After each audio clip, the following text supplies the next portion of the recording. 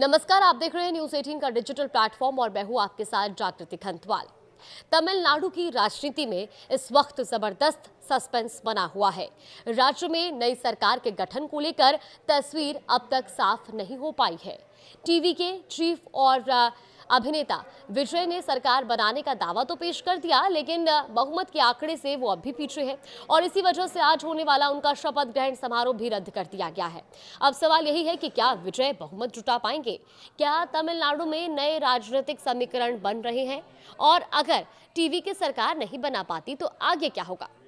अब इस पूरे वीडियो में आज मैं आपको बताऊंगी कि आखिर इस घटनाक्रम में अब तक क्या कुछ अपडेट हुआ है और मौजूदा स्थिति क्या है। देखिए, शुक्रवार को टीवी के चीफ विजय ने तमिलनाडु के राज्यपाल राजेंद्र विश्वनाथ आलेरकर से मुलाकात की और लगातार तीसरी बार सरकार बनाने का दावा पेश किया। लेकिन सबसे बड़ी समस्या बहुमत के आंकड़े को लेकर है।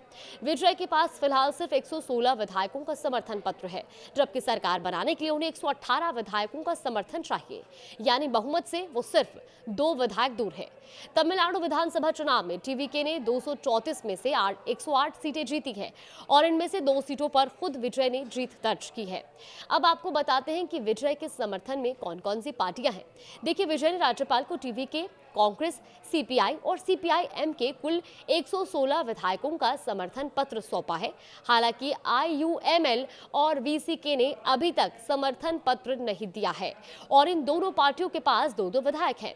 यानी अगर इनमें से किसी एक दल का समर्थन भी विजय को मिल जाता है तो बहुमत का रास्ता साफ हो सकता है। और ये भी अहम है कि विजय इससे पहले 6 और 7 मई को भी सरकार बनाने का दावा पेश कर चुके हैं, लेकिन तब भी राज्यपाल ने साफ कहा था कि 118 विधायकों का समर्थन दिखाए बिना वो सरकार गठन के लिए आमंत्रित नहीं कर सकते।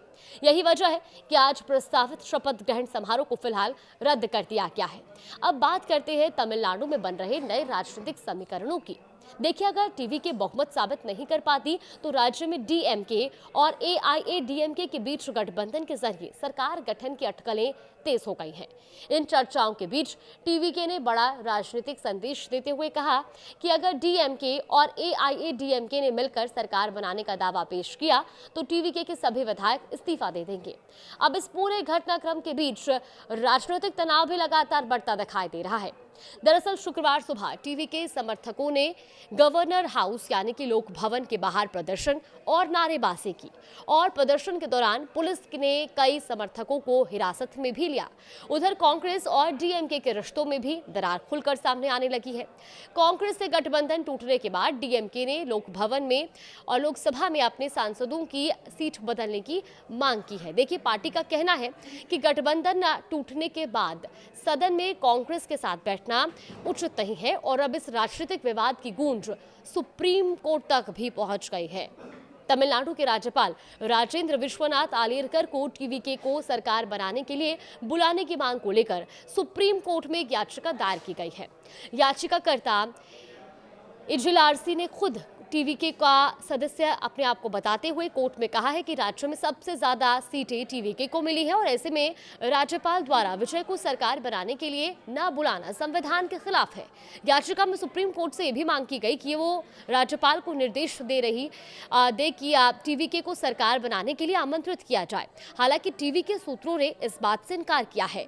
पार्टी की तरफ से सुप्रीम कोर्ट में कोई आधिकारिक अर्जी दायर नहीं की गई और इस पूरे राजनीतिक घटनाक्रम के बीच कांग्रेस नेता के सेल पेरुंथगई का बयान भी सामने आ गया है।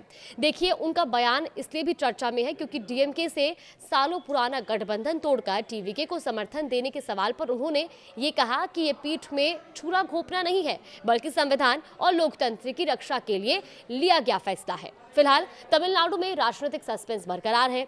विजय बहुमत के बेहद करीब है, लेकिन सरकार बनाने के लिए जरूरी 2 विधायकों का इंतजार अभी खत्म नहीं हुआ है। अब सबकी नजरें इस बात पर टिकी है कि क्या आईयूएमएल और वीसी के समर्थन देंगे या फिर तमिलनाडु में कोई नया राजनीतिक समीकरण उभर कर सामने आएगा।